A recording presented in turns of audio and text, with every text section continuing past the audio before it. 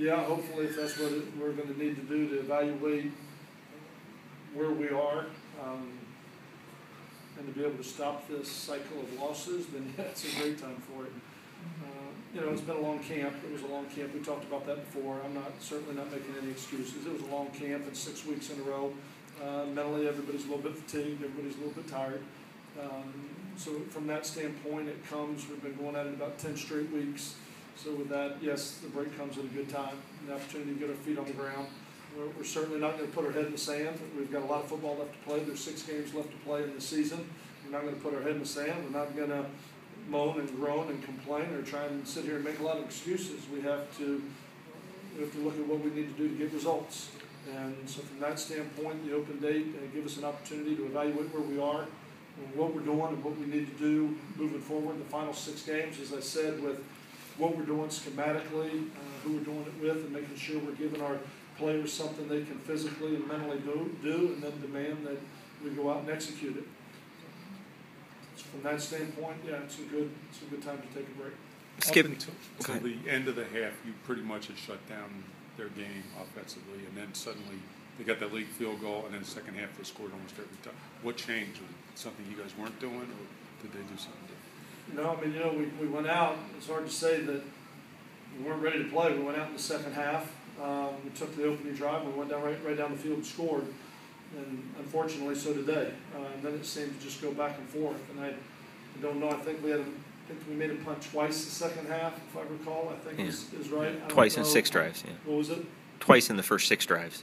Twice in the first 6 drives of the second half. Yeah. So from that standpoint, I don't know that I'd have to go back and just look at play-by-play at this point with it. But I think probably the biggest thing was when you look at the quarterback, it was 16 to 20 throwing the ball. And there's 2 plays that just sit in my mind with a guy running down the middle of the field wide open. And both times we're in the nickel situation. One time the defensive back fell down, and one time he just didn't take him. I wish I could tell you why. He came off the field. He told me what his assignment was and who he had. We didn't execute it very well.